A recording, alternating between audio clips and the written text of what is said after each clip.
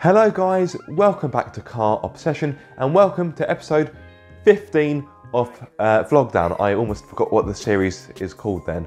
I'm still kind of half asleep, to be honest. It is still morning, so that's my excuse and I'm sticking to it. So the UK has been in lockdown for about 3 months now, give or take, and that is a very long time. That is a quarter of a year, of course.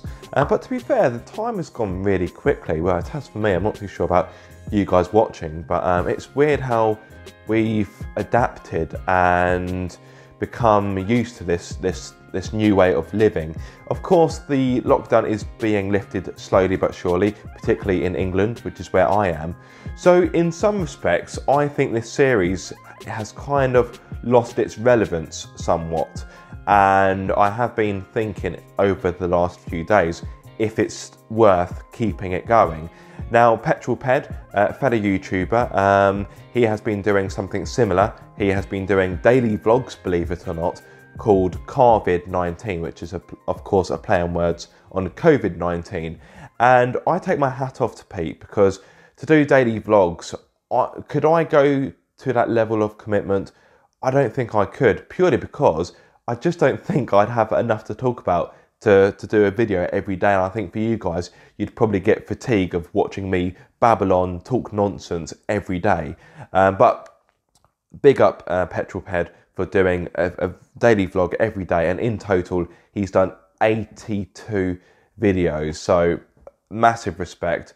But for me, I couldn't do that. Now, you may have seen Petrol Ped has basically stopped his COVID-19 vlogs, and I was kind of thinking about doing the same anyway, but now he's kind of done that. I thought, actually, yeah, I think the time is probably right to stop doing these kind of videos and to move on. I actually encouraged you guys to vote on this matter, so you guys have been voting over the last few hours, and at present, the majority, although it isn't a massive majority, have said that Vlogdown should end. And I do agree with that to a certain extent.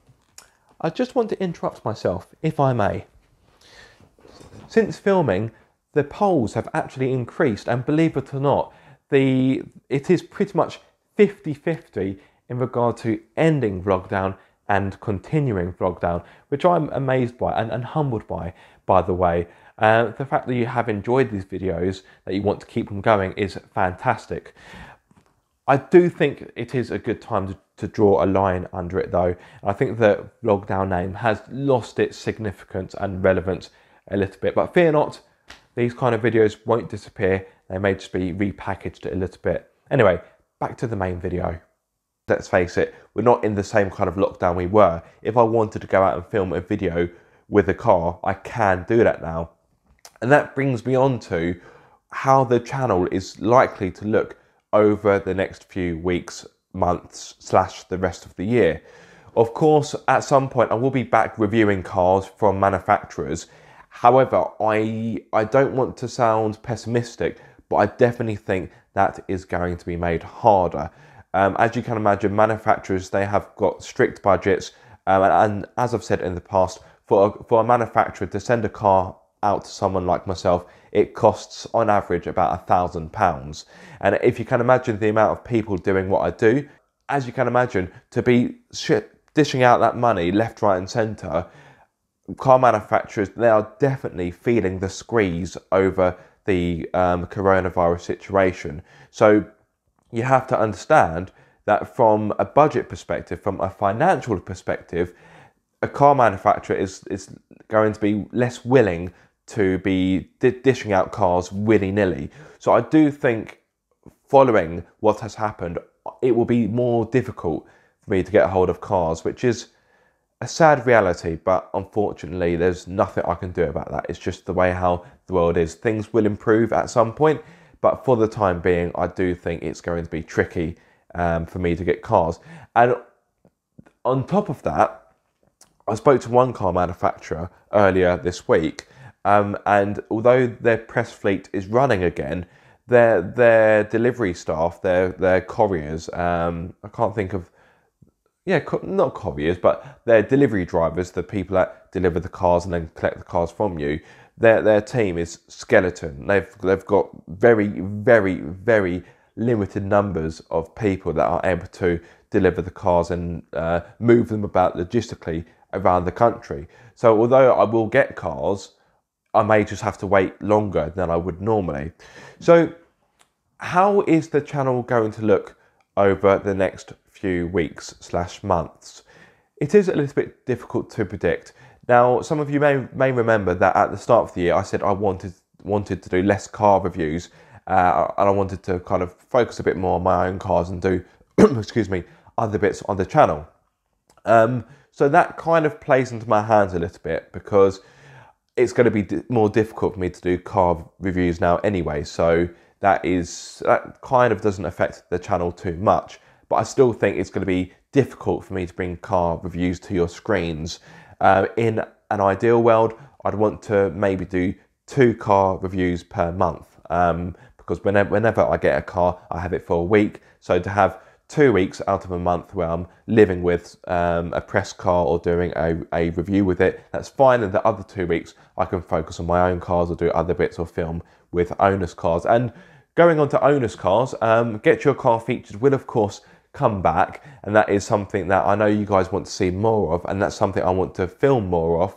But as it stands, I don't think it is appropriate to be filming in car with somebody else. It's still far too early for that. But that doesn't mean that I can't reach out to people and suggest dates in the future. So, for example, there is a chap I know who owns a Clio V6 that I'm desperate to get onto the channel.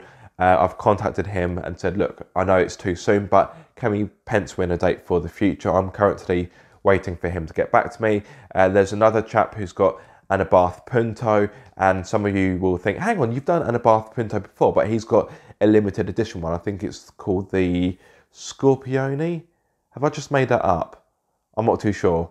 I may have to correct myself with a subtitle, but he has got a special version of the Abarth Punto. That's the bottom line here. And he's also got a Brabus Roadster. So do you remember when Smart made those Roadsters? Brabus also kind of did their own one, which is quite intriguing. So it would be quite interesting to drive that. And if you're watching this and you want to get your car featured, or you know someone that's got an interesting car, please do get in touch. What's the word? Oh, my brain has gone to mush. I was going to say elaborate, it's the wrong word. I want to emphasize, yes, good word. I want to emphasize that I'm not just looking for modified cars. If anything, I would rather do standard cars, but that are rare or interesting, or perhaps I've got an interesting backstory, that kind of thing. I don't want to say I don't want to do modified cars, but I think the danger with doing modified cars is that it just becomes a little bit too like Living Life Fast or Officially Gassed or Monkey London, and I just want to make my content a bit more unique in that respect. I don't want to seem as if I'm just trying to copy what they're doing or try to do the same thing. I want to do something a little bit different, really. But yeah, if you know of any rare or interesting cars, then please do get in touch. So I want to do more of that, but that will of course be in the future. Of course, I want to film more with my own cars, and next week I will be doing some bits with Monique, my Mark 1 MX-5. So I will film a throwback review. Some of you may remember that I have a throwback series, of which I think there's only 4 videos in there at the moment, where I review a car from time gone by.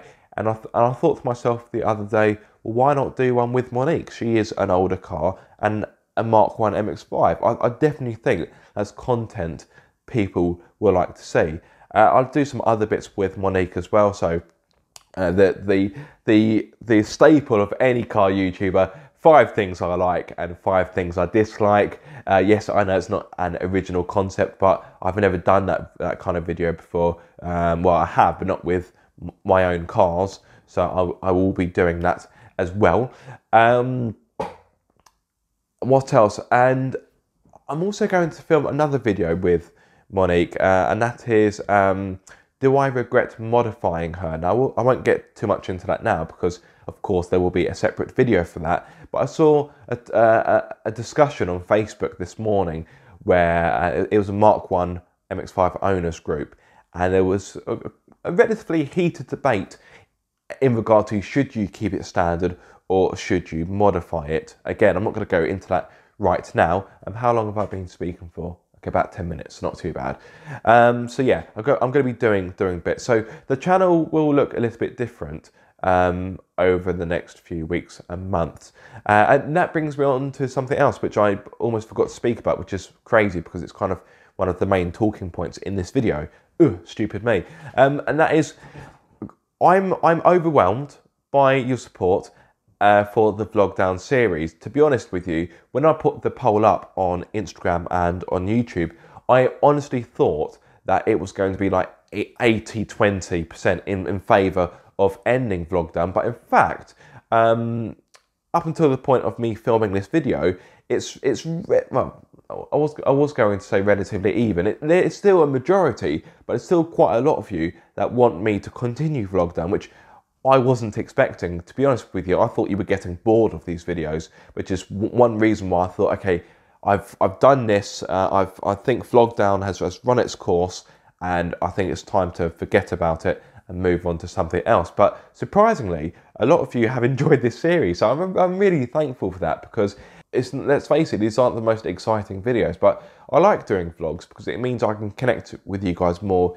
as an audience, and I can get things off my chest. And I really do enjoy filming vlogs, and from an editing perspective, they're also quite easy as well. So the lazy part of me thinks, yeah, vlogs are good because they don't require a lot of effort. But that's not to say that that they are a substitute for good quality production videos, not at all. But some of you have expressed that you do want these kind of videos to stay in some kind of capacity, which I'm really pleased about, because as I've just said, I like doing these kind of videos.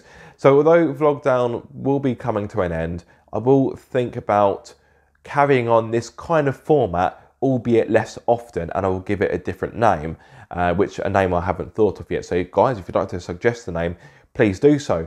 And the vlogs will just be general vlogs, maybe updates, also speaking about car news. So hopefully you would have seen my last Vlogdown video where I spoke about the new BMW 4 Series. Before we went into lockdown, I was thinking about starting a car obsession news series where I would maybe do it once a week and just speak about the latest car news, give you my thoughts and opinions. Yeah, I think I'd quite like that. Maybe see if I can think of ways that I can make it a better production, maybe have like a green screen or something. I don't know. These are just ideas that are flying about in my head. It's something I want to do, but I don't want to overcomplicate things. And I've never used a green screen before. I'm sure it's not that difficult, but at the same time, I think sometimes less is more. And I don't want to make it a bit too fussy, so to speak. But yeah, these kind of videos will continue in some format. Which format, I don't quite know just yet. But like I said, I'm genuinely pleased that this Vlogdown series has had a positive feedback, because I was a little bit uncertain when I started it. I thought, what kind of interaction or engagement will I get? And granted, the views on the videos have been quite low, but I'm not too fussed about that. I've got to a point in life where I'm not chasing the numbers anymore. It's all about the experience. And I must admit, there were two weeks ago, I had a fortnight where I was in quite a low place, and you may have seen that I was quite quiet on my social media and I wasn't really doing much. I just felt low. I just felt jaded, lethargic, and just I wasn't in a very good place.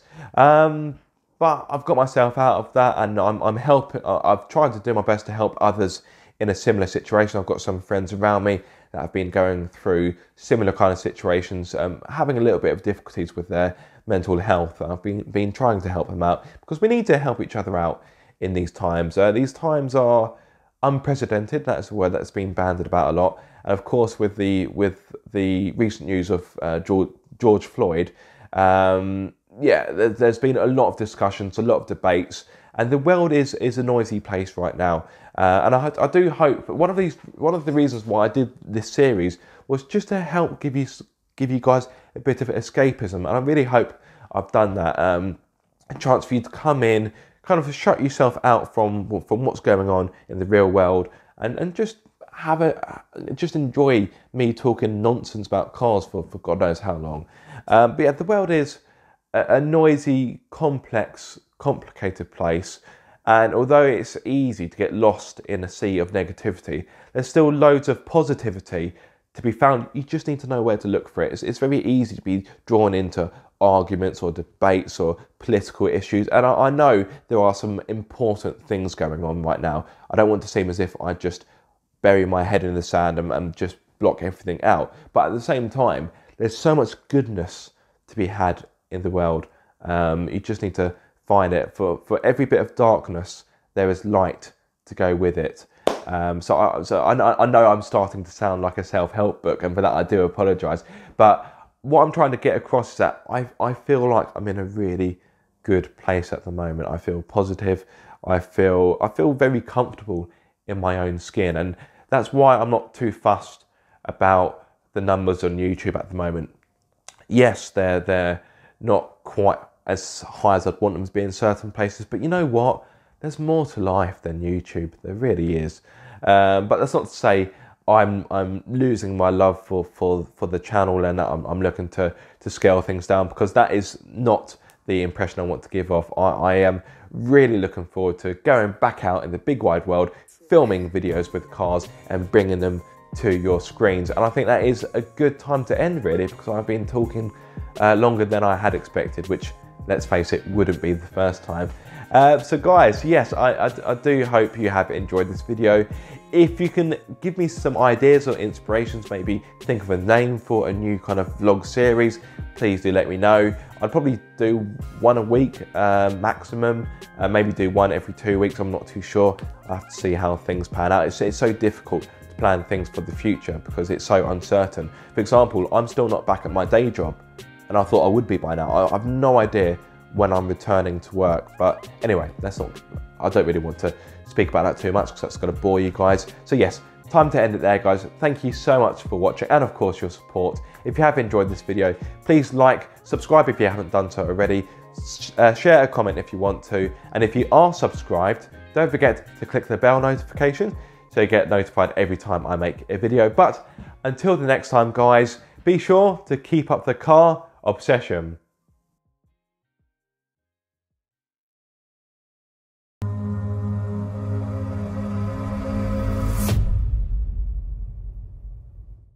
So